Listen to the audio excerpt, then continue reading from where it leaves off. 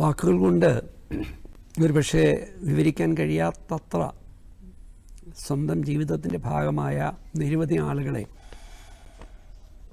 അവർക്ക് ഒരുപക്ഷെ നേരിട്ട് ഒരു പങ്കുമില്ലാത്ത ഒരു ദുരന്തത്തിൻ്റെ ഭാഗമായി നഷ്ടപ്പെടുമ്പോൾ ആ വേദന കേരളീയരുടെ മൊത്തം വേദനയല്ല, മറിച്ച് അതിനുമപ്പുറം ദേശത്തിൻ്റെയും സാർവദേശീയവുമായ വേദനയായി ഇപ്പോഴും അവശേഷിക്കുന്നു.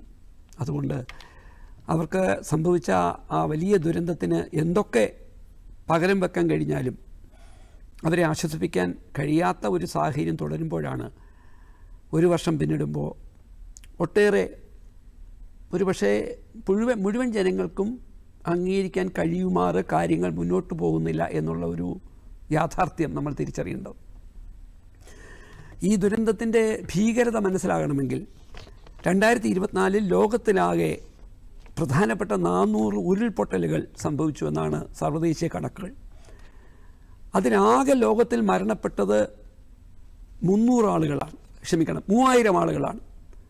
3000 ആളുകളിൽ ലോകത്തിലാകെ 3000 ആളുകളിൽ കൊളംബിയ പോലെയുള്ള, ഫിലിപ്പൈൻസ് പോലെയുള്ള നിരന്തരമായി വലിയ ഹെയ്ത്തി പോലെയുള്ള വലിയ ഉരുൾപൊട്ടലുകളും മണ്ണിടിച്ചിലും ഉണ്ടാകുന്ന നാട്ടിനേക്കാളും ഞെട്ടിപ്പിക്കുന്ന തരത്തിൽ നമ്മുടെ ചെറിയൊരു നാട്ടിൽ, കേരളം എന്ന് പറയുന്ന ചെറിയൊരു പ്രദേശത്തു നിന്നും ആ ലോകത്തിലാകെ മരണപ്പെട്ട 3000 ആളുകളിൽ 320 ആളുകളും മലയാളികളാണെന്ന് രേഖപ്പെടുത്തേണ്ടി വരുന്ന അതിദാരുണമായ സംഭവം, ആ സംഭവത്തിന് ഇരയായവരുടെ അവശേഷിക്കുന്ന വ്യക്തികൾക്ക്, കുടുംബങ്ങൾക്ക് നമ്മൾ ചെയ്യേണ്ട സഹായങ്ങൾ എവിടെ എത്തി എന്നൊരു ചോദ്യം അവിടെ നിൽക്കുമ്പോഴാണ് ചില കാര്യങ്ങൾ കൂടി പറയേണ്ടി വരുന്നത്. ലോകത്തിലെ വിവിധ ഇടങ്ങളിൽ സമാനമായതോ അതിനപ്പുറവുമായ ദുരന്തങ്ങൾ ഉണ്ടായിട്ടുണ്ട്.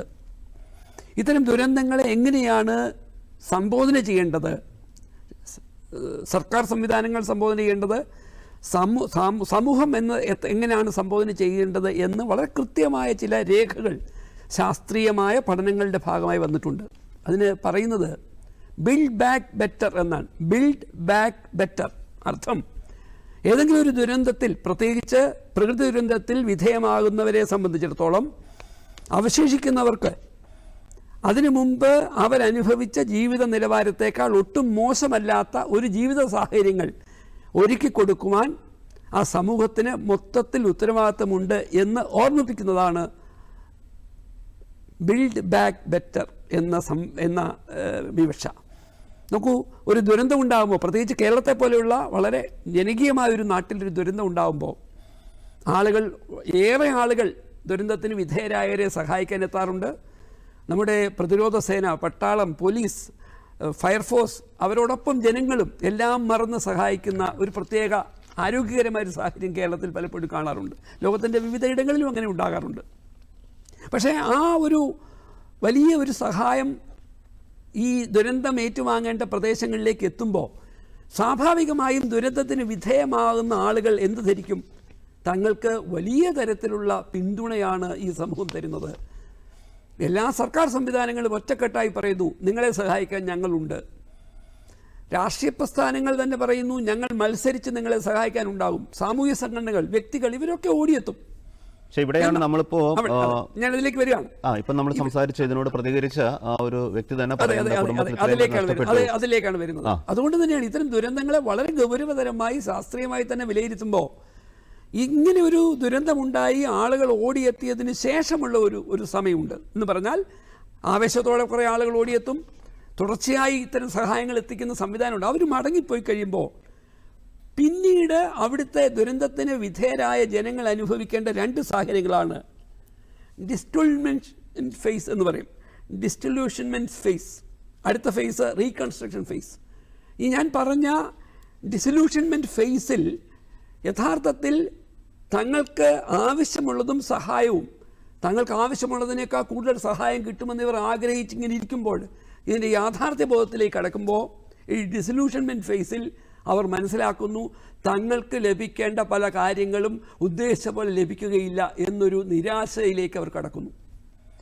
അതിനുശേഷമാണ് ഈ റീകൺസ്ട്രക്ഷൻ ഫേസിലേക്ക് നമ്മൾ പോകുന്നത്. അവിടെയും അവർ മനസ്സിലാക്കുന്നു, നോക്കൂ, ലോകത്തിലാകെ നടത്തിയിട്ടുള്ള ദുരന്തങ്ങൾ ഇത്തരം ഉണ്ടാകുമ്പോൾ ഇതിനെ പരിഹരിക്കാൻ ഈ പറയുന്ന ഏറ്റവും അവസാനത്തെ 2 സ്റ്റേജുകളെ പരിഹരിക്കാൻ കഴിയും വിധമുള്ള തയ്യാറെടുപ്പുകൾ നടത്തുവാൻ സർക്കാരുകൾക്ക് പ്രാദേശിക സർക്കാരുകൾക്ക്, ഞാൻ ഉദ്ദേശിക്കുന്നത് പഞ്ചായത്ത് സംവിധാനങ്ങൾക്ക്, സംസ്ഥാന സർക്കാരുകൾക്ക്, കേന്ദ്ര സർക്കാരുകൾക്ക് ഉത്തരവാദിത്തമുണ്ടെന്നിരിക്കെ കേരളത്തിൽ ഇതിനു മുമ്പുണ്ടായ പല പ്രശ്നങ്ങളും ആവർത്തിക്കാതെ 100% തൃപ്തികരമായി ഈ പറയുന്ന മുണ്ടക്കയിൽ, ചൂരൽമലയിൽ, അനുബന്ധ ദുരന്തങ്ങളിൽ അനുഭവിക്കേണ്ടി വന്ന ആളുകളെ സഹായിക്കാൻ കഴിയുമെന്നായിരുന്നു നമ്മുടെ പ്രതീക്ഷ.